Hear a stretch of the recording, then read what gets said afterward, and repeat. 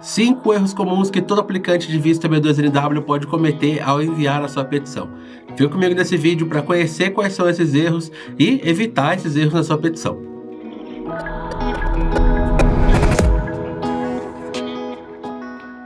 Vamos lá.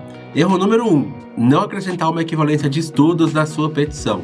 Esse é um erro super comum que muitas pessoas cometem. Muitas pessoas enviam o processo e não colocam uma equivalência de estudos. Mas o que seria equivalência de estudos? Bom, se você tem uma formação no Brasil, seja ela de nível técnico ou nível superior, quando você aplica para o processo de imigração, o oficial de imigração, o agente, ele precisa saber qual que é o estudo do Brasil, qual que é a equivalência dele nos Estados Unidos. Então ele precisa saber o que você estudou no Brasil seria equivalente a qual formação nos Estados Unidos. Então, por exemplo, se você estudou engenharia civil no Brasil, o oficial de imigração ele vai querer saber se o seu curso de engenharia civil é equivalente a um curso de engenharia na mesma área nos Estados Unidos. E isso é feito por empresas especializadas. Muitas pessoas acabam colocando apenas a tradução no diploma e o oficial de imigração ele fica sem saber se aquela formação é equivalente a algum tipo de estudo no Brasil.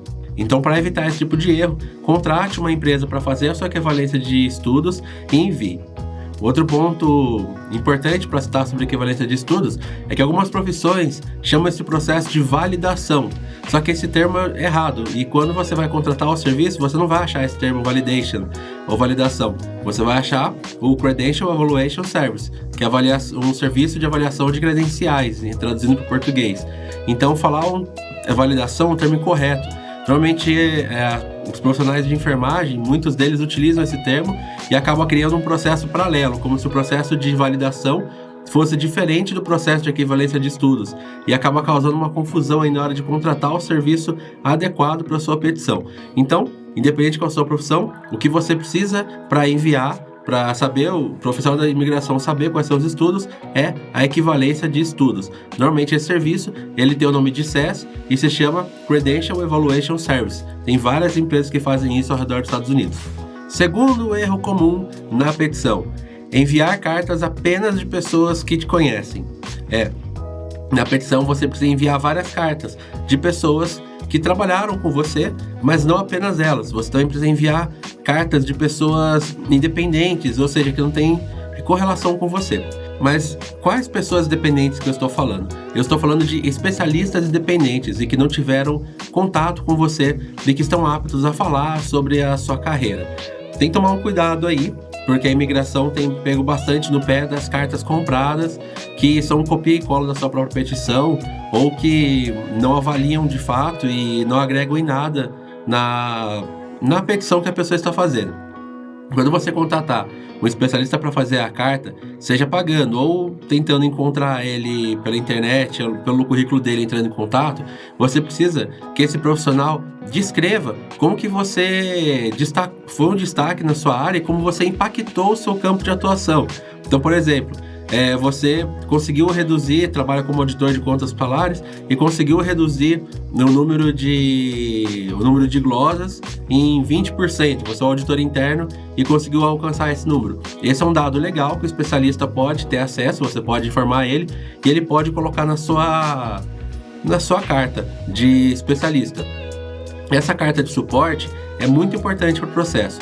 Colocar cartas somente de pessoas que te conhecem podem diminuir muito o peso delas na sua petição.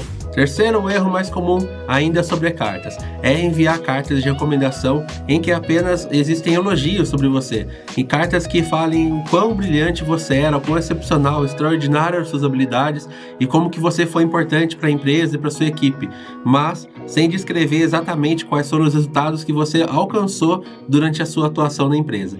É importante quando você enviar uma carta de alguém que trabalhou com você, que a pessoa recomende, mas que ela cite dados que são possíveis de serem quantificados. Normalmente, quando você envia uma carta para a pessoa, você deve enviar um modelo pré-pronto para facilitar o trabalho dela e ela poder te ajudar dando a carta. Então, o ideal é que você mesmo já escreva a carta indicando o que você ajudou a alcançar e a pessoa vai assinar para você e validar aqueles dados. Isso é importante que seja feito por alguém que te conhece, tem o seu peso sim na petição, não tanto quanto uma carta de especialista pode ter, mas é importante que essa carta descreva exatamente o que foi feito. O que não pode faltar são esses dados que são quantificáveis. Uma carta que só faça elogio e descreva o quanto você foi importante para a empresa, apenas isso não vai agregar na petição, e a imigração já falou em vários processos lá no escritório de apelação ou em RFS, que nós temos de colegas, que esse tipo de carta é uma carta que não tem peso, uma carta que só fale bem do peticionário, do aplicante e só elogie. Então, evite usar esse tipo de carta na sua petição, gaste um tempinho a mais para elaborar uma boa carta, que isso com certeza vai ajudar você a evitar esse erro. O quarto erro mais comum é falar que falta profissionais da sua área, na sua petição, e é por isso que os Estados Unidos devem te aceitar lá dentro. Isso é um erro que muitas pessoas cometem. Quando elabora a petição, falar que devido à falta de profissionais naquela área, os Estados Unidos deveriam conceder o green card para aquela pessoa. Isso é um erro, porque os Estados Unidos eles querem uma petição que tenha uma importância nacional, que impactem de alguma forma a economia e que possua mérito para a pessoa seguir em frente com a sua petição. Quando você fala que existe uma falta de emprego, para muitas áreas, por exemplo, como a enfermagem, já é bem sabido pelos Estados Unidos que existe essa falta. E se você fizer uma petição de EB2, NW, baseado nessa falta de trabalho, a imigração provavelmente vai falar que você está aplicando para o visto errado, como já aconteceu com colegas enfermeiros que aplicaram dessa forma. Então, se você se basear apenas uma determinada falta de profissionais, uma categoria profissional, não é uma maneira muito inteligente de fazer a petição. Você pode sim abordar o problema econômico que a falta de profissionais traz e como você poderia contribuir para isso, mas isso daí não pode ser a única coisa que vai conter na sua petição. Você precisa apontar outros projetos e outras coisas que você poderia contribuir para os Estados Unidos. E o quinto erro mais comum que as pessoas aplicam é falar que vai para os Estados Unidos para atuar como professor. Muitas pessoas falam isso. Às vezes a pessoa não teve nenhum background na carreira dela, ou seja, nunca anteriormente ela atuou como professor ou deu aula ou tem uma experiência prévia. E aí, num projeto para os Estados Unidos, ela resolve falar que ela tem capacidade total e está pronta para dar aula. E muitas vezes isso não é verdade. Mas muitas pessoas aplicam os seus processos e falam que vão treinar a próxima geração de futuros profissionais. Nisso, provavelmente o oficial vai falar que você não está bem posicionado para avançar se você se basear apenas nisso, se você não tiver uma experiência anterior nisso, um preparo, uma formação. Lembre-se que os Estados Unidos leva muito a sério a educação. Então, eles têm um visto específico, inclusive para o professor, na categoria de B1, que ou seja, tem uma preferência maior, porque quem aplica para B2, mas os professores que aplicam na categoria de B2, eles são analisados com um critério muito forte. Então, se você falar que é professor e não tiver um background nisso, você provavelmente vai ter essa petição negada, se basear apenas nisso. Você pode sim falar que está pronto para atuar em alguma transferência de habilidades, mas isso você tem que exemplificar. Qual é esse tipo de transferência? Seria, por exemplo, no profissional de saúde, no estágio dele de formação de outros profissionais, é ali que você pode transferir o seu conhecimento, já que você possui um conhecimento de especialista, é importante que você saiba transmiti-lo. Quando você faria isso? Você tem que colocar isso na sua petição. Agora, você falar que vai para os Estados Unidos dar aula é um erro, é um tiro no pé. A imigração já tem vários processos que eles analisaram, que eles falaram que apenas dar aula não tem uma importância nacional que justifique a concessão do green card.